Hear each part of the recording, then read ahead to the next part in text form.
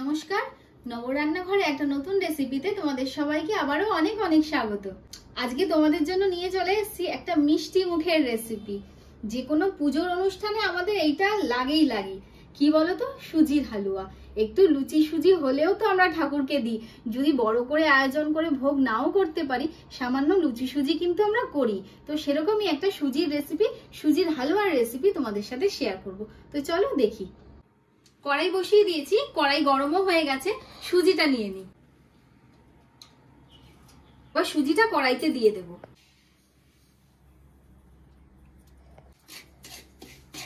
সুজিটাকে ভালো করে আগে ভেজে নেব।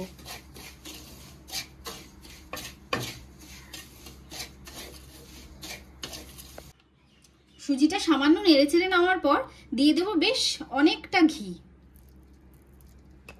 ঘি দিয়ে ভালো করে সুজিটাকে ভেজে নেব।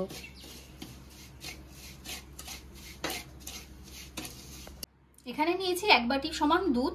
এর মধ্যে দিয়ে দেব কেশর। কেশরটা ভিজুক। কেশরটা দেখো ভিজিয়েছিলাম, এবার একটু গুলে নিচ্ছি। দুধের কালারটাও কিন্তু চেঞ্জ হয়ে গেছে। কেশর থেকে দেখলে তো খুব অল্প সামান্যই কিন্তু কালার হয়েছে, দুধটা হালকা ইয়েলোইশ হয়েছে। এর থেকে যদি কখনো দেখো যে বেশি কালার, তাহলে বুঝবেই যে সেখানে ফুড কালার ব্যবহার করা হয়েছে। আমার সুজি কিন্তু ভালো করে ভাজা হয়ে গেছে। ঘি দিয়ে ভাজার ফলে সুজির থেকে একটা অদ্ভুত সুন্দর গন্ধ বেরোচ্ছে।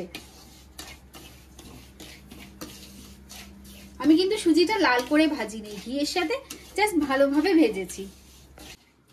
সুজি ভাজা হয়ে গেছে, এবারে চিনিটা দিয়ে দেব। এবার চিনি দিয়ে ভালো করে ভাজবো।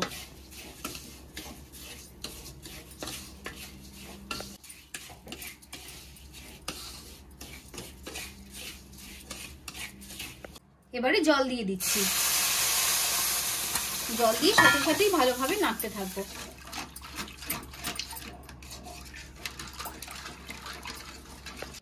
সুজি ফুটতে শুরু করে দিয়েছে। এবার সুজিটাকে সেদ্ধ হওয়ার জন্য মিনিট 2-এর জন্য ঢেকে দেব। সুজি তো ফুটছে, এখানে আওয়াজ পাচ্ছি।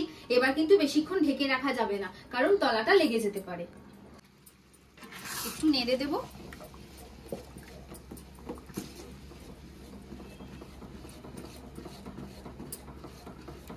সুজিটা দেখো ঘন হয়ে এসছে। এবারে কিন্তু এই দুধে ভেজানো কেশরটা দিয়ে দেব। তার সাথেই দিয়ে দেব কিছু কাজু, কিশমিশ আর আমন্ড। দিয়ে দিচ্ছি আবারও 1 চামচ ঘি দিয়ে। এবার আর হাত থামালে চলবে না, এবারে আস্তে আস্তে নাড়তে থাকতে হবে।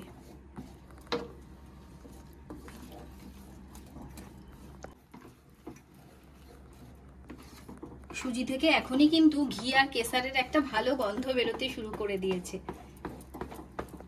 দিয়ে দিচ্ছি সামান্য একটু নুন। যেরকম ঝাল রান্নায় সামান্য একটু চিনি ব্যবহার করা হয় স্বাদটাকে ব্যালেন্স করার জন্য, সেরকম যে কোনো মিষ্টি জিনিসে কিন্তু সামান্য একটু নুনেরও প্রয়োজন হয়।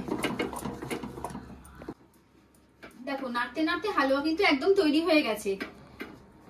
এতটা পাতলা থাকবে যখন, তখনই কিন্তু গ্যাসের ফ্লেমটা অফ করে দিতে হবে। এবার হালুয়াটা বেড়ে নিলাম।